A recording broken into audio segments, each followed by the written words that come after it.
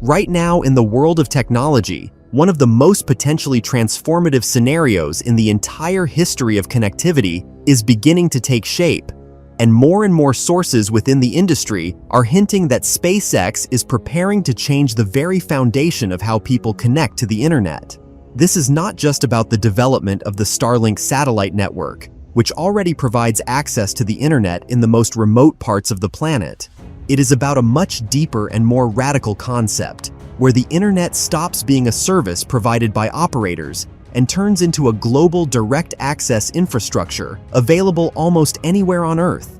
The idea that is now actively discussed in the tech community sounds almost like science fiction, yet it is based on technologies that already exist. A user purchases something like a new type of SIM card or a specialized access module, pays for it once, and then gains access to a satellite network that covers the entire planet. And this is the most powerful part, because for the first time, a model appears where the internet could become effectively free after entering the ecosystem. The key difference of this technology is direct connection to satellites. The user's device no longer depends on cell towers, cables, or local providers. The signal is sent directly to an orbital network of satellites that are constantly moving and transmitting data between each other. This means internet access anywhere on the planet, in the center of a megapolis, in the mountains, in the ocean, on an airplane, in any country. This is not just an expansion of coverage, it is a complete transformation of the communication architecture, where geography no longer matters. If we look at Elon Musk's strategy, it becomes clear that such a scenario fully aligns with his approach. He does not gradually improve existing systems, he aims to replace them. That is how it was with rockets. That is how it was with electric vehicles. And now the same could happen with connectivity. That is why the development of Starlink is moving at such a pace. There are already thousands of satellites in orbit, and their number continues to grow.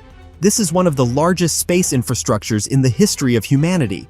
But the most interesting part begins when we try to understand how the model of pay once and get access forever could actually work. Because technically it is possible, but economically it raises many questions. Satellites need to be launched, maintained, and replaced. The orbital network requires constant upgrades. These are massive investments. And a logical question arises: what will make the system profitable? One possible scenario is that the main revenue will come not from subscriptions, but from device sales. In other words, the user pays for entry into the ecosystem and then becomes part of a network that scales with the number of users. Another option is partnerships with large companies and governments that will pay for access for their citizens or integrate the system into their services. However, even if the one-time payment model is implemented, there are still serious technical limitations. The first and the most obvious problem is bandwidth. Satellites cannot serve an unlimited number of users simultaneously without a drop in speed. This means the system will either have to limit the load or use complex traffic distribution algorithms. The second problem is signal latency. Despite the fact that Starlink is already significantly faster than classical satellite systems, it still lags behind terrestrial networks in some scenarios, especially in gaming, video calls, and streaming. For mass use via smartphones, this is critical. The third problem is energy consumption.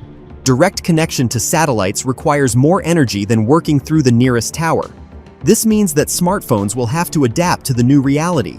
It is possible that new chips or even separate devices optimized for satellite communication will appear. At the moment, this technology is already undergoing testing, but so far in a limited format. It is already known about the direct-to-cell direction, where ordinary smartphones can connect to satellites without additional equipment. For now, this is limited to messaging and basic connectivity, but this is exactly how all major technological shifts begin. If this system is brought to a full-scale level, the consequences could be enormous. The telecom market could change completely. Traditional operators could lose their key role. The internet could become a global resource without borders. Imagine a scenario where you buy a single access module and never think about tariffs again. You simply open your phone and you have internet.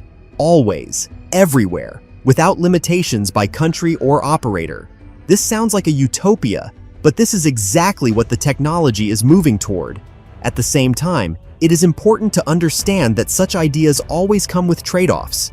It is possible that free internet will have speed limitations. It is possible that there will be priority users or paid upgrades. It is possible that basic access will be free, while higher speeds will require additional payment. And this is where the most intriguing part of the whole story lies, because right now, no one fully knows what the final model will look like. Even inside SpaceX, this concept is most likely still evolving and being tested. But one thing can be said for sure. If such a system is truly implemented, it will be a moment that changes everything. The internet will stop being a service. It will become a fundamental part of infrastructure, like electricity or water. And if this happens, we will look back at the current model with tariffs and operators the same way we now look back at the times when internet was dial-up and occupied the phone line.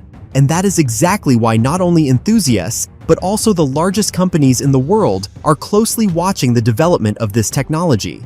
Because what is at stake is not just a new product, but control over the future of global connectivity. In essence, whoever controls a global satellite network effectively gains the ability to influence how information is distributed across the world. That is why Starlink is already attracting enormous attention from governments, regulators, and major corporations. Such a system is capable of operating independently of local restrictions. It can bypass traditional communication channels and provide access even in places where it is being limited. This opens up not only technological opportunities, but also political ones. At the same time, inside SpaceX they understand that the next stage of development is not just about increasing the number of satellites.